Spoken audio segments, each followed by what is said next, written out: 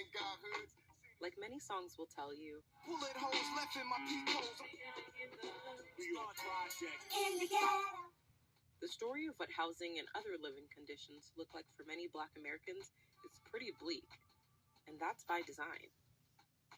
In addition to artists cataloging their very personal experiences, When the landlord dissed us, no heat. Wonder why Christmas missed us. it's been proven that the modern phenomenon of concentrated Black poverty was an intentional government-sponsored institution. This is in part why President Biden issued an executive order back in January, intended to right the historical wrongs Black folks have faced when it comes to housing and home ownership in this country.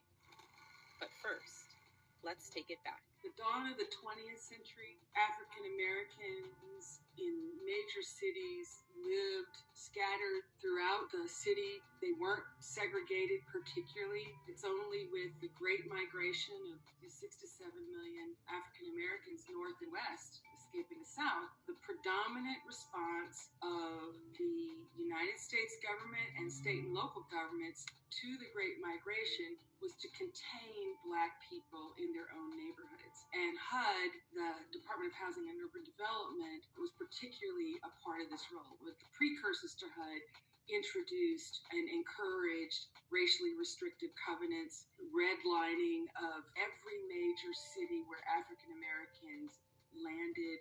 The federal government was a sponsor of urban renewal, infamously called Negro removal by the great James Baldwin. Urban renewal, which means moving the Negroes out. It means Negro removal. That is what it means.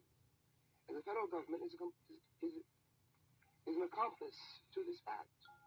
That so-called urban renewal also included a federally sponsored interstate highway system, which was intentionally designed to mow through vibrant Black neighborhoods. Take Miami, for example. 2 highways, I-95 and I-395, bulldoze right through the predominantly Black and low-income Overtown neighborhood, previously called Colored Town during segregation. The Department of Housing and Urban Development and the federal government writ large in the first 7 decades of the 20th century invested billions of dollars in racial segregation and concentrated poverty. Each time this country created a peculiar institution that subordinated Black people, slavery, Jim Crow, it created and dismantled it. They replaced it with another one. And the iconic Black ghetto, I don't use that as a pejorative, I use it as a descriptor, was a follow-on institution to slavery and Jim Crow. That's the legacy that every new administration inherits, and the Biden administration has as well. Today, I'm directing the Department of Housing and Urban Affairs and Urban Development to redress historical racism in federal housing policies. This executive order is just one of 4 signed by President Biden, designed to address racial equity in the United States. And while this progress is a step in the right direction, there's still a lot of harm to undo.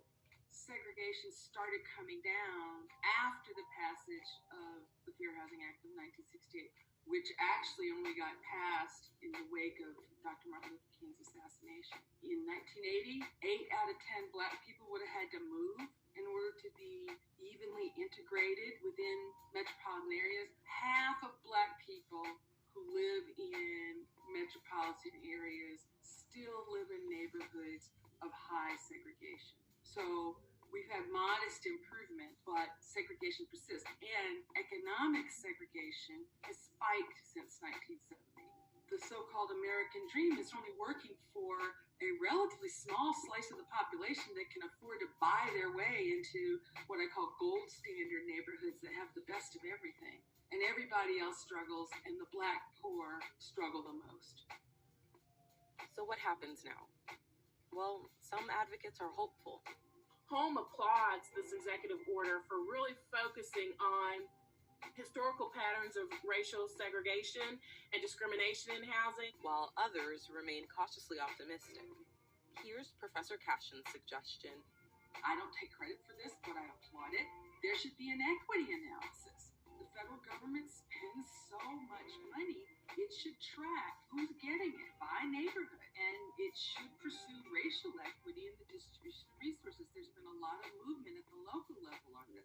How could for example, of Baltimore. They did an equity analysis and found that they were spending 4 times as much money in majority white neighborhoods as the majority black ones.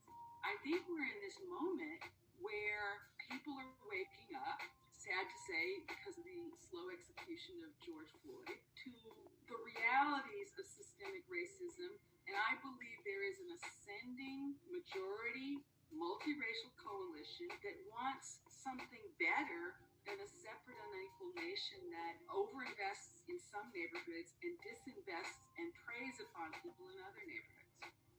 I'm hopeful, but you can never stop working for it, organizing